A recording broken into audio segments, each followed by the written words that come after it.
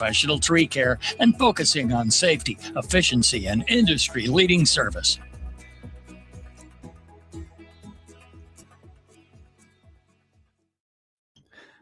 From the Hart Media Group newsroom and DeWittDailyNews.com, I'm Ben Hubbard with this expanded morning newscast.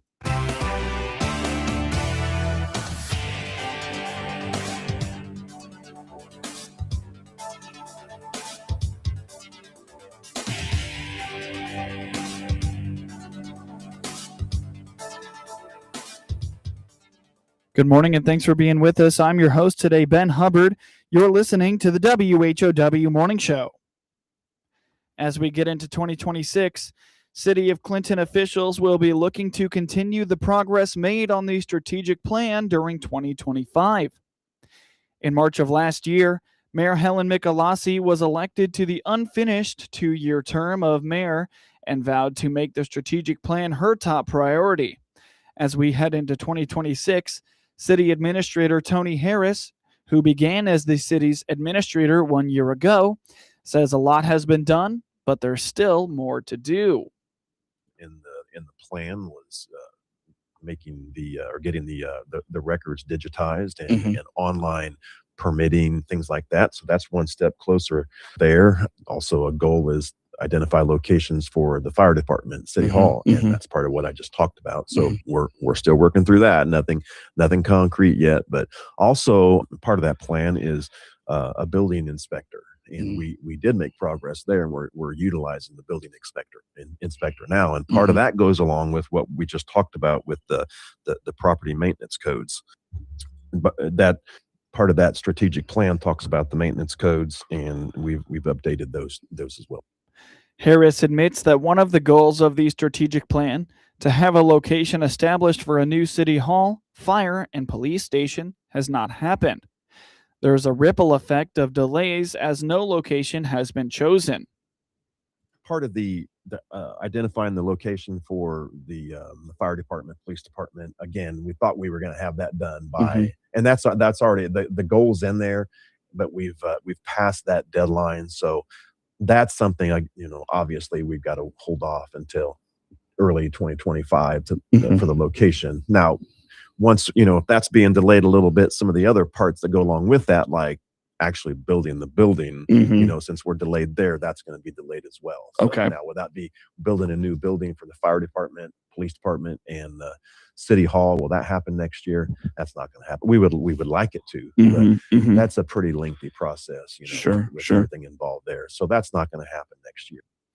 With so many high-dollar projects on the horizon, the city does not have the money to fund all of them. Harris indicates the search for grants and other ways to fund them is ongoing.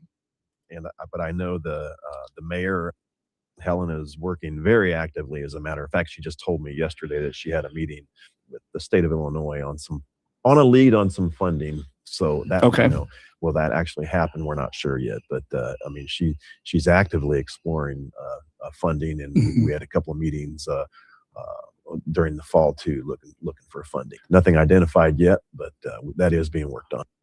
The city council meets for the first time in 2026 on Tuesday night. Illinois has been in the national spotlight the past few months thanks to its legislative maps, particularly drawing criticism as states with Republican leadership discuss the potential of redrawing their legislative maps. Dr. Kent Redfield, a professor emeritus of political science at the University of Illinois Springfield, explains the 13th and 15th congressional districts' shapes and their political representation. The 15th district encompasses DeWitt and Logan counties, as well as parts of Piatt and Macon counties. And, that's purely, the 13th is designed to elect a Democrat, and the 15th is what's left over. We got to have a certain number of people in a congressional district, and so you take people from one side of the 13th and people from the other side of the 13th, and put it into this district that Congressman Miller has. So that's it's very districts. what you want is legislative districts to make sense to the representative, the congressman, make sense to the people living in it, so that you've got a basis, you've got communities of interest. The maps used for the General Assembly at the state level are also drawing attention. This includes the 48th Senate District, which covers parts of Sangamon, Christian, and Macon counties, and the districts surrounding the 48th. You've got a part of Decatur and a part of Springfield in a district and in a Senate district, and that elects a Democrat. And you can argue, well, these are two urban areas, and they've got that in common. But you go back and you look at the history, and Decatur used to elect a Democrat.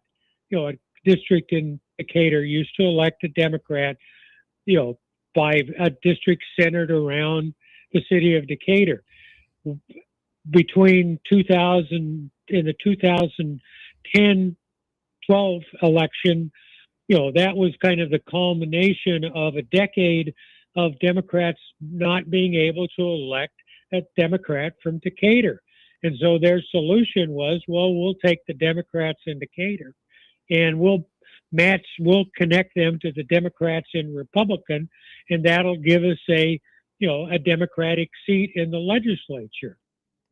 According to Dr. Redfield, gerrymandering at any level is linked to lower turnout in elections, along with more extreme candidates on either side of the aisle being elected. As for the individual voter in a gerrymandered district, Dr. Redfield says they may feel less connected to the legislator representing them. The word gerrymander was coined in 1812 after Massachusetts Governor Elbridge Gerry signed a bill redrawing state Senate districts to benefit his Democratic-Republican Party. One district in Essex County was caricatured as resembling a salamander, leading to the portmanteau gerrymander. Get news anytime from your computer or your mobile device at DeWitt County's #1 source for news, sports, police blotter, obituaries, and more. Best of all free all the time at DeWittDailyNews.com. From the Hart Media Group Sports Desk, IL Sports Wire, and DeWittDailyNews.com, I'm Ben Hubbard with this local sports report. Javon Jackson had 20 points in Murray State's 86-66 victory over Bradley on Sunday. Jackson shot 7 of 10 from the field, including 2 for 3 from three-point range, and went 4 for 4 from the foul line for the Racers, who are now 13-3 and 5-0 in the Missouri Valley Conference. Mathis Corbin added 16 points while shooting 6 for 8, including 4 for 5 from beyond the arc. Frederick King had 11 points and shot 4 of 8 from the field and 3 of 3 from the free throw line. The Racers picked up their 9th straight win. The Braves go to 10-6 and 3-2 in the MVC. They were led by Ahmed Janovic and Damarion Birch, who each posted 13 points, respectively. Janovic also had 6 rebounds. Damarion Birch added 13 points for Bradley. Murray State took the lead for good with 6 minutes and 19 seconds left in the first half. The score was 50-32 at halftime, with J.J. Traynor racking up 10 points. Murray State outscored Bradley in the second half by 2 points, with Jackson scoring a team-high 13 points after the break.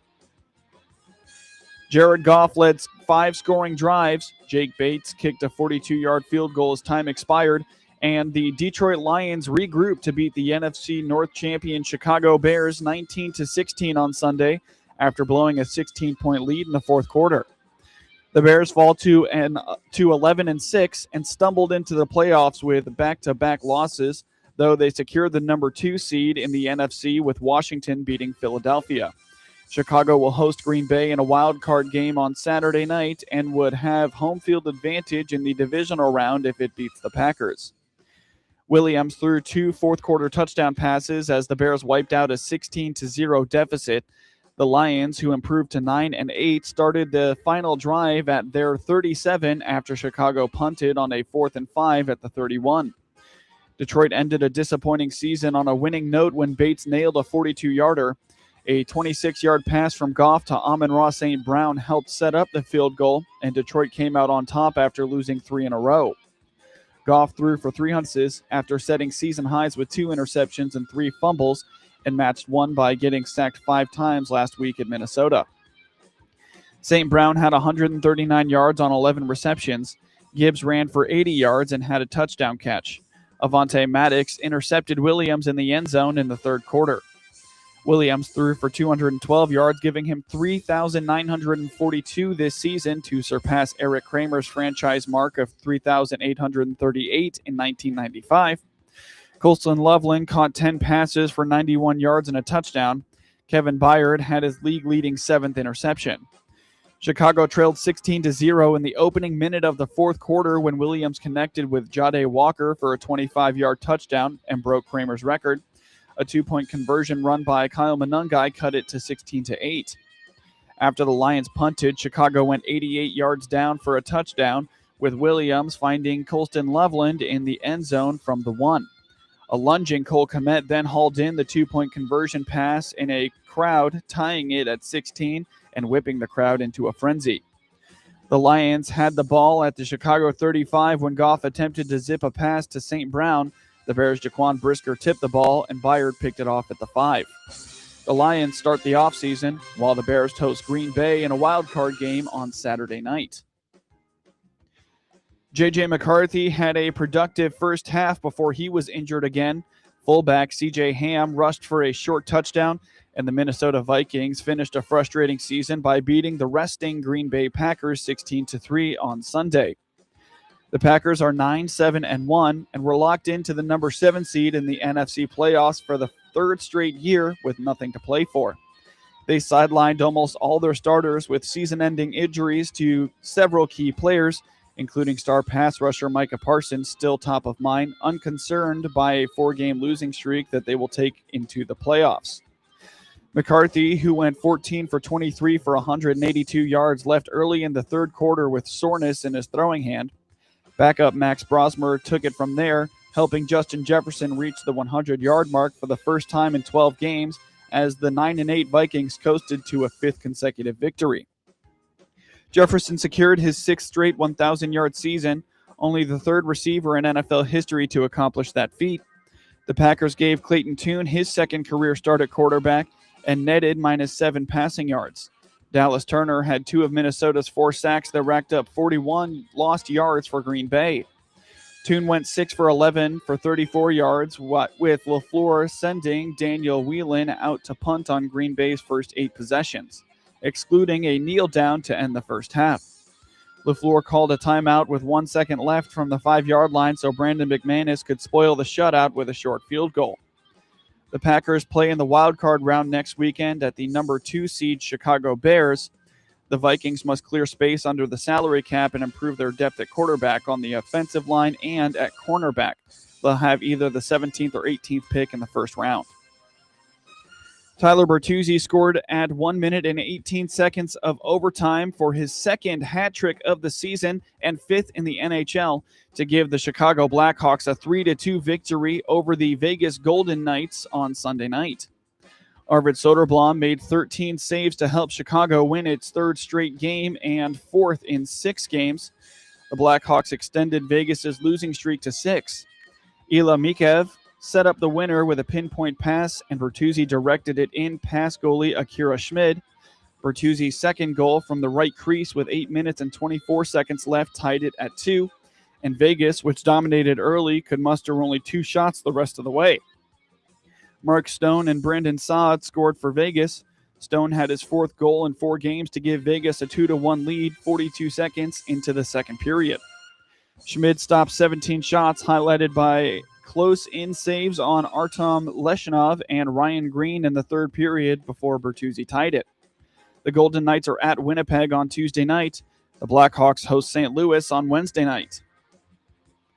The Clinton Lady Maroons had no issues handling the Riverton Lady Hawks and rolled to a 72-11 victory in non-conference high school girls basketball action on Saturday in Clinton. Clinton held Riverton to just 2 points in the first half while they ran away with the game to make the score 40-2 going into the third quarter. Coach Josh Williams would keep the Clinton starters in through the third, making it 64-6 before he cleared the bench going into the final frame. Clinton was led by Clara Dempsey, who scored 19 points. Carly Anderson had 16, 12 of which came from distance. Avery Smith added 13 points, while Ozzie Gore scored 10 in a breakout performance. The Lady Hawks were led by Brianna Walker, who scored 4 points, and Skylar Stokes had 3. With the win, Clinton improves to 13-4, while Riverton falls to 1-17. Tune in tonight when the Lady Maroons play host to the El Paso Gridley Lady Titans. Hear all the action on WHOW and all its digital platforms. Tip-off is at 7:15 p.m. David Mirkovic had 13 points and 10 rebounds, and Kylan Boswell scored 18 points to lead the number 20 Illinois Fighting Illini to a 73-65 win over the Penn State Nittany Lions on Saturday night at the Palestra in Philadelphia. Keaton Wagler scored 16 points, and Zvonimir Izvich added 5 blocked shots for the Illini, who improved to 11-3 and 2-1 in the Big Ten in the first of a 12-day stretch in which they play 3 of 4 conference opponents on the road. Caden Mingo scored 16 points for Penn State, which is trying to end a 2-year run of missing the NCAA tournament. Penn State is 9-5 and 0-3 in the Big Ten. They tried to pull off the win with a long ball, but missed 30 of 38 three-point attempts and had every small run derailed by wildly off-target shots. Nittany Lions fans that filled the bulk of the Palestra bleachers roared when Tibor Mirtic scored a layup that made it 57-49 and briefly put a threat of an upset within reach. Mingo hit a late 3 that made it 73-63. The Illini, who already lost 1 conference game to Nebraska this season, rolled to their 5th win in the last 6 games and 4th straight overall on the road, in large part due to a decisive edge on the boards, 48-37, and at the free throw line. Illinois shot 23 for 28 from the line. Penn State was 9 for 14. Illinois hosts Rutgers on Thursday, while Penn State hosts the number 2 Michigan Wolverines on Tuesday. Mattis Danusas had 19 points in UT Martin's 65-61 win over Eastern Illinois on Saturday. Danusas had 9 rebounds for the Skyhawks, who improved to 11-4 and 3-1 in the Ohio Valley Conference. Afan Turnka and Pedro Santos each finished with 11 points. Zion Fruster finished with 17 points, 4 assists, and 2 steals for the Panthers, who fall to 4-10 and 1-3 in the OVC. Cooper Jacoby added 16 points, 7 rebounds, and 2 steals for Eastern Illinois. Michi White also recorded 12 points and 5 steals. Miles Bridges had 26 points and 14 rebounds, helping the Charlotte Hornets beat the Chicago Bulls 112-99 on Saturday night. Brendan Miller scored 22 points for Charlotte, and Con Neppel finished with 18. LaMelo Ball added 17 points and 7 assists. The Hornets had lost 3 straight and 5 of 7. They improved to 5-2 on the second day of back-to-back games. Nikola Vucevic had 28 points, 8 assists, and 7 rebounds for Chicago, which had won 2 in a row and 7 of 9 overall. Mattis Buzelis scored 17 points.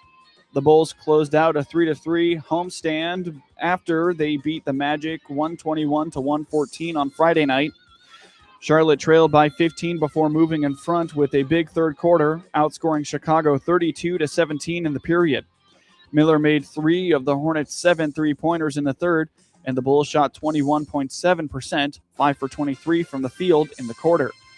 Miller's 3 made it 82-73 with 49.3 seconds left, but Ayo Dosunmu's driving layup trimmed Chicago's deficit to 7 going into the fourth. The Hornets pulled away with a 10-0 run in the final period. Miller capped the decisive stretch with a fadeaway jumper that made it 105-87 with 4 minutes and 1 second left. Charlotte out-rebounded Chicago 52-43 while playing a depleted front court. The Bulls had a 58-50 lead at the break. Dosunmu scored 14 points in the first half, going 6 for 7 shooting, including a half-court buzzer beater at the end of the first quarter. The Hornets are at Oklahoma City on Monday. The Bulls are at Boston on Monday night. Get highlights of your local high school program anytime by finding IL Sports Wire on your preferred social media platforms, and get local sports anytime at DeWittDailyNews.com. Noah Atkinson here. As owner of Lincoln Printers and Sign Designs in Lincoln, I know small business is important to our communities. That's why I'm pleased to be the exclusive sponsor of the WHOW WEZC Lincoln Printers Business of the Month. The Vault Community Center on Mr. Lincoln Square in Clinton is a nonprofit teen community center offering an environment for social, academic, and spiritual growth through opportunities and services. They'll receive a $200 gift certificate good at Lincoln Printers and Sign Designs for being our WHOW WEZC Lincoln Printers Business of the Month. Nominate a business you'd like featured by emailing us at WHOW@randyradio.com. Congratulations to this local business for all they do for the community. And don't forget, for envelopes, wedding invitations, signs, banner wraps, and more, go to LincolnPrintersInc.com.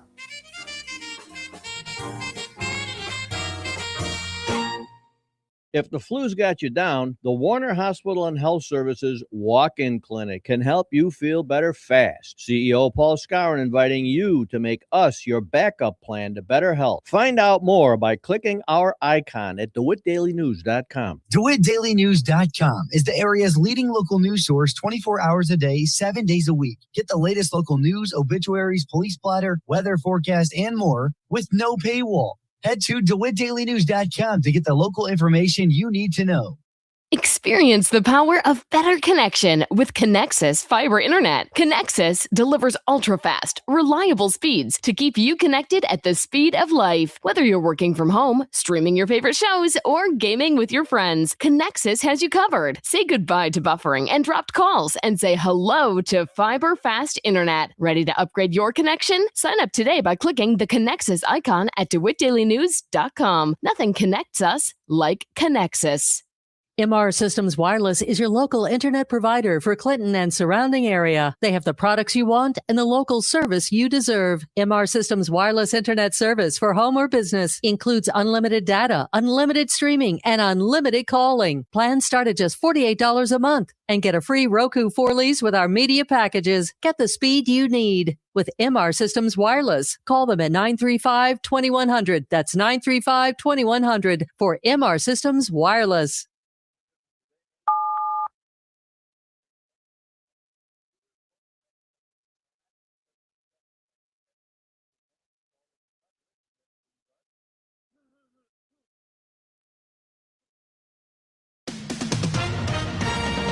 With SRN News, I'm Rich Thomason in Washington. What a difference a day makes in Venezuela. Didn't take long for the country's new leader, former Vice President, now acting President Delcy Rodriguez, to abandon the rhetoric directed at the U.S. She's now saying she is prepared to work with the United States following the U.S. military raid that captured President Nicolas Maduro. In 2020, Maduro was indicted by a federal grand jury on charges including narco-terrorism conspiracy and drug trafficking. Cuba says that 32 Cuban security officers were killed in the U.S. raid on Venezuela. Will embattled Minnesota Governor Tim Walz be abandoning his... From the Hart Media Group newsroom and DeWittDailyNews.com, I'm Ben Hubbard with this local news update. Illinois has been in the national spotlight the past few months thanks to its legislative maps, particularly drawing criticism as states with Republican leadership discuss the potential of redrawing their legislative maps. Dr. Kent Redfield, a professor emeritus of political science at the University of Illinois Springfield, explains the 13th and 15th congressional districts' shapes and their political representation. The 15th district encompasses DeWitt and Logan counties, as well as parts of Piatt and Macon counties. And, that's purely, the 13th is designed to elect a Democrat, and the 15th is what's left over. We got to have a certain number of people in a congressional district, and so you take people from one side of the 13th and people from the other side of the 13th, and put it into this district that Congressman Miller has. So that's, it's very, districts, what you want is legislative districts to make sense to the representative, the congressman, make sense to the people living in it, so that you've got a basis, you've got communities of interest. According to Dr. Redfield, gerrymandering at any level is linked to lower turnout in elections, along with more extreme candidates on either side of the aisle being elected. When you do gerrymander districts, they tend to be overwhelmingly one party or the other, so that, the primary is the election, which pushes your candidates to the left or the right.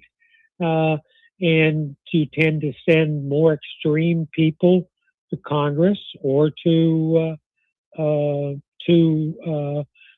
state legislature. That's, and